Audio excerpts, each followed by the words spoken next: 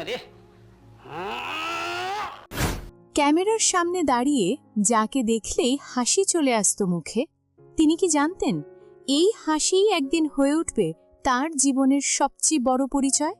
আজ আমরা কথা বলবো বাংলা চলচ্চিত্রের অপ্রতিদ্বন্দ্বী কৌতুক অভিনেতা দিলদারকে নিয়ে। ওকে সাইজ করতে পারলেই দড়ি মারি পালা ক্যামেরা স্টার্ট।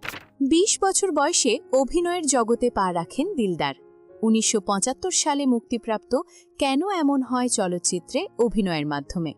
তখন হয়তো তিনি নিজেও বুঝতে পারেননি হাসি দিয়েই তিনি জয় করবেন কোটি মানুষের মন। সময় গড়ানোর সঙ্গে সঙ্গে দিলদার হয়ে ওঠেন বাংলা সিনেমার সবচেয়ে জনপ্রিয় কমেডিয়ান। একসময় প্রযোজকদের কাছে দিলদার নামটাই ছিল হিট সিনেমার গ্যারান্টি।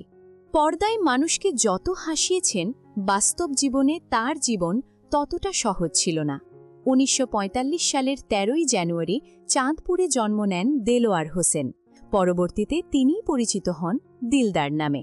অভিনয়ের আগে দিলদার চাকরি করতেন ঢাকার পূর্বানী হোটেলে। ১৯৭৩ সালে সেখানে ফ্লোর ইনচার্জ হিসেবে কর্মজীবন শুরু করেন তিনি। একদিকে সংসারের দায়িত্ব, অন্যদিকে অভিনয়ের টান। এই দুয়ের মাঝখানে দাঁড়িয়ে তিনি শুরু করেন কঠিন লড়াই।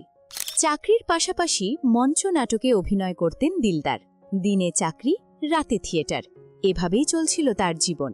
১৫ বছর চাকরি করার পর একসময় আসে বড় সিদ্ধান্ত, চাকরি নাকি অভিনয়।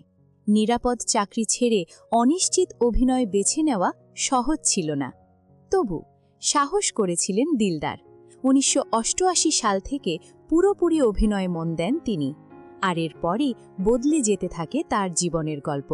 আলার গো মুরগি ফাইলামি করো, টাকা নাই, টাকা থাকলে তোরে সিবাইয়া খাইতাম। ৫০০র বেশি সিনেমায় অভিনয় করেন দিলদার। তার অভিনয় মানেই খাঁটি হাসি, বাস্তব জীবনের রসিকতা আর অসাধারণ টাইমিং। দর্শক হলে তার দৃশ্যে হাসির রোল পড়ে যেত।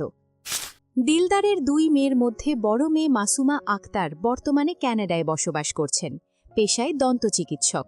ছোট মেয়ে জিনিয়া আফরোজ ঢাকায় থাকেন।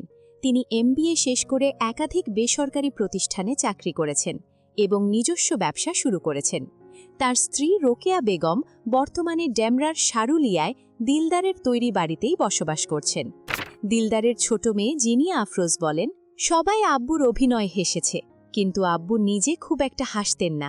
পর্দায় হাসির মানুষটি বাস্তবে ছিলেন কিছুটা রাগী স্বভাবের, তবে পরিবারের সঙ্গে ভীষণ ফ্রেন্ডলি ছিলেন।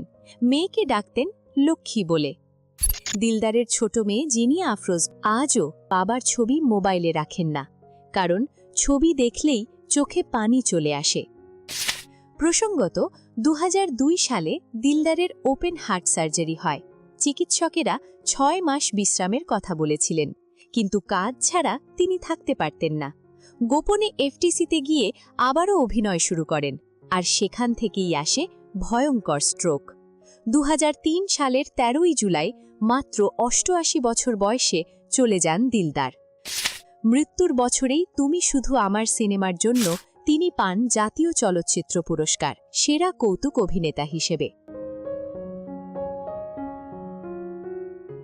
২ দশক পেরিয়েও অনেকে মনে করেন বাংলা সিনেমায় দিলদারের জায়গা আজও শূন্য।